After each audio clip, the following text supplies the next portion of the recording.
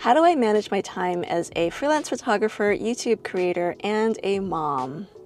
That is a question that I constantly ask myself because it is a lot of work and it is not easy.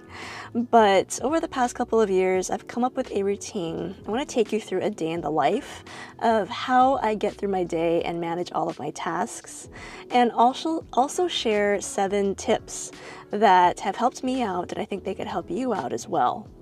I want to share this not only to peel back the layers a bit and show what goes on behind the scenes of my YouTube channel, but also to inspire you guys in case you're in a similar situation where you are trying to balance multiple things, and just to document this time in my life because, I wonder what things were like before I had a kid. How did I spend all of that time that I had?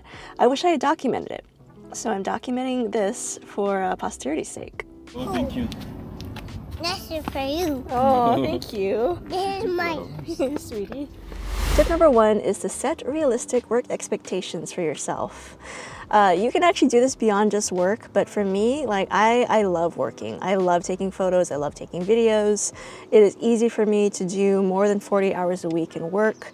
So once I became a mom, I had to be realistic that I can't say yes to everything. I have to be more selective about my projects. For freelance photography in particular, I don't take on more than 2 photo shoots a month is what I aim to do. Sometimes it's slightly more than that, but usually it balances out where I'll have months where I don't have as much work. So I still try to keep an eye on the big picture, but on the whole, I am definitely nowhere near as busy as I used to be as a photographer. In terms of YouTube, I have a goal to publish once a week on the tech channel, and I make that happen. Right now, we're actually gearing up to go on a vacation for 2.5 weeks. So I'm having to work ahead. That is one thing about, when you're working for yourself, you don't have someone to fill in for you necessarily. So it might be a little bit of extra work for you to take that time off. But just lowering my expectations in terms of my output for work has been so good for my mental health and just my balance in life. So I really recommend doing that. So now let's move on to the specifics of my daily routine. This is on a work day, and actually this is yet another tip of try to take at least 1-2 days for yourself where you don't do any work at all. And that is what I do now. I don't work on weekends for the most part. There are exceptions to that, of course. But typically I keep my work days from Monday through Friday. And they start at 6:30 in the morning. So this was a big change for me once I became a mom. I used to be a night owl. I used to love staying up till 1 or 2 in the morning, waking up at 10 a.m. And now I get up at 6:30 a.m. I get up before baby gets up because that is time that I know that I'll guaranteed have to myself. Right now, my son is about almost 3 years old, so he sleeps through the night, sleeps really well. We're so lucky. And so I know that I can have those early mornings to myself. And so I have to use that time efficiently. I have tried to film early in the morning. I've tried to edit early in the morning, but I've never been one of those people who can work in the morning. For me, that time is better spent exercising. So that's what I do. I either go to the gym, I go for a walk, I go for a run. Depends on, where I am in life health-wise, whatever is most healthy for me. Right now that is walking, so I go for about a 30-minute walk every morning. And in the process, I listen to a podcast. So in a way that is work because the podcast is usually related to YouTube or marketing or just something work-related, but I find it fun. I find it relaxing. I don't feel like I'm working. And so that is a really important way for me to start my morning. But yeah, that is actually tip number 3, and that is to use your early mornings. You can either, get some sleep if that's what you need. You can exercise, you can work, but take that time to do something for yourself.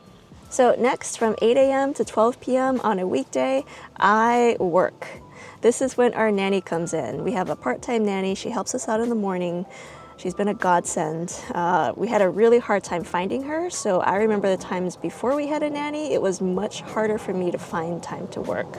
So my next tip is to get as much help as you can, whether that's through family, if you're lucky enough to have family nearby. We unfortunately are not. We don't have any family nearby, so we have to go the route of childcare of some kind. We have avoided sending Julian to daycare, but he will be starting preschool soon. So that would be a pretty big change for us. But in the meantime, for the past couple of years, we've had a nanny in the mornings. And so she comes in, hangs out with Julian. I guaranteed get those 4 hours that I can, do something for myself. I can watch Netflix if I want. I can do chores. I can work. I usually end up working.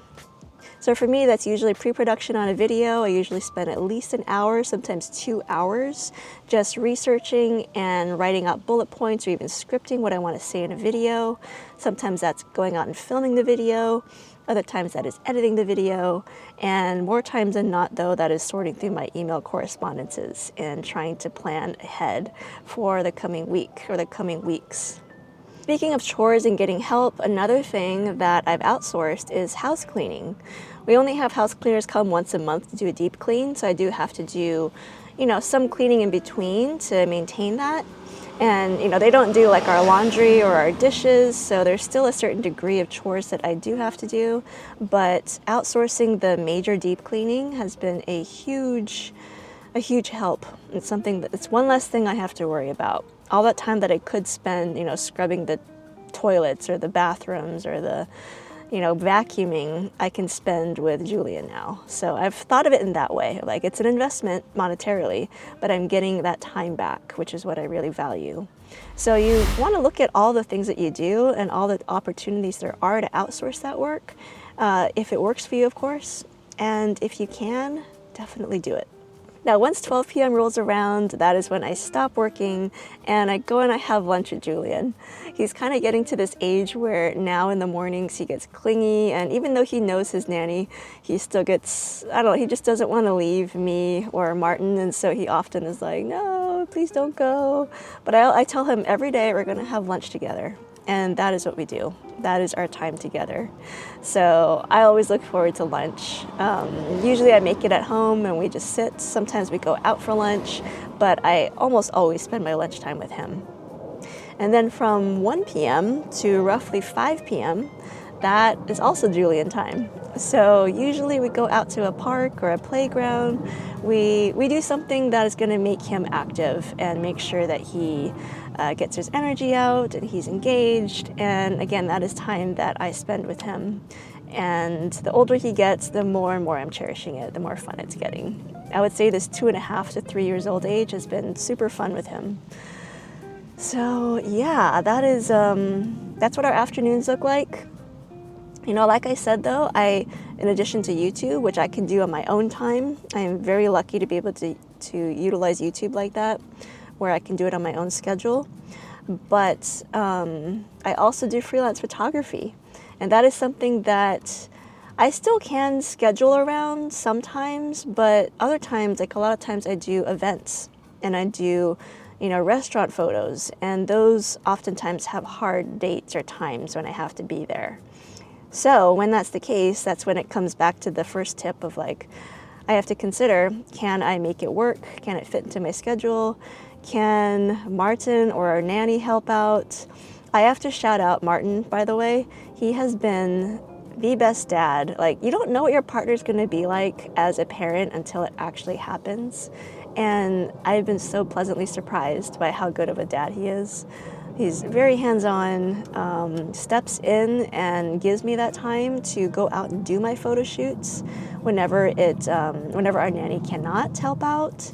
So again, it doesn't happen all the time, but he really helps me keep my career on track. And so I'm so appreciative for that, for having a good partner. So if I am doing an afternoon photo shoot, then Martin typically steps in, and that's what that afternoon looks like instead. Now when 6 p.m. rolls around, that's when we typically either start dinner or sometimes eat dinner if it's already ready. This is another thing that I'm so appreciative to have a good partner, because while I was pregnant with Julian, Martin read some tip about you should, one of the things you can do to help your partner out is to learn how to cook. And he took that seriously. He actually did learn how to cook. He is now a way better cook than me. I set the bar really low, by the way. I am not the best cook. But it helps so much now, because dinner is not reliant on me. We can often split. Sometimes we work together. I do part of the meal, he does the other part. Sometimes he does the whole meal. So it's so nice to have that pressure taken off of me, or at least to share it with somebody else. So that's another tip of like, if you can get your partner to contribute in other ways, if they're willing to. I know it's not the easiest thing, but if they can help out with chores more than they used to, if they can help with cooking more than they used to, then that really helps out with your time management. By the time 7 p.m. rolls around, typically we're done with dinner, and we've got about an hour before Julian starts to go to bed. So we use that as family time. Lately, we held off on screen time for Julian for a while, but now he's of the age where he is more into it, and it just makes sense in terms of brain development to let him watch a little bit of screen time. So typically that happens in the evenings, and right now he's really into Thomas the Train. So watching lots of that, watching lots of Peppa Pig, Daniel Tiger, all the things. And around 8 p.m. is when we start to get him ready for bed. So he's usually in bed between 8:30 and 9 p.m. Ideally, he's asleep by then, not all the time, but usually he is.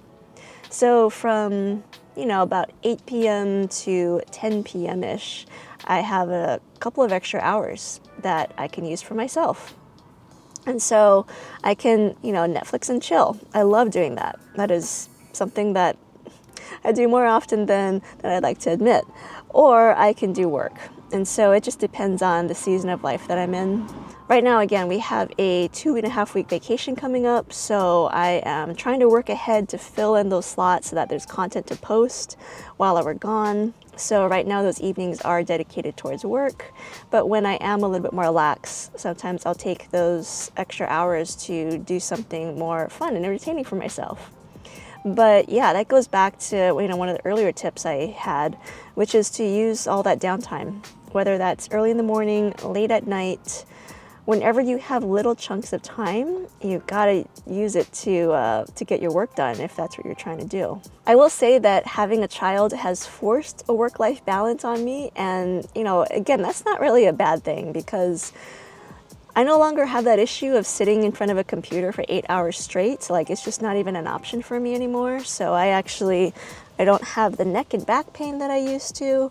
I don't worry about, am I spending too much time working? Like, it's definitely not an issue right now. So I've learned to be more productive in the small chunks of time that I can find throughout the day, whether that's early in the morning, late at night.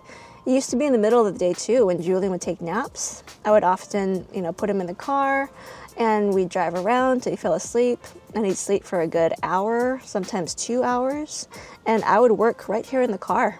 I had like a little desk set up, and I would do my editing, and so, you just got to find the time to make it work for you.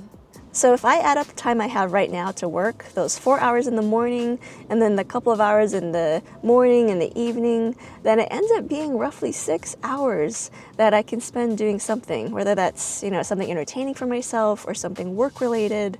So I have to admit it's gotten much easier now that Julian's a little bit older. It was much harder in the beginning. And that's actually something I wish I documented more, is how I managed to do a lot before we had a nanny, back when Julian needed more of my attention. So that's why I'm documenting this, because I want to treasure this period in our lives when we have some help. And I want to look back and be like, how did I make all that work back then? Well, this is how. So hopefully this was helpful for you guys. This is a newer format of videos that I'm doing. I'm trying these videos that are not so tech-driven, but they're more lifestyle-driven, but still related to how I make tech videos. And so if you enjoy this format, let me know in the comments below. If you have other ideas or topics that you want me to go into, then let me know in the comments. Thank you so much for watching, and I will see you in the next video.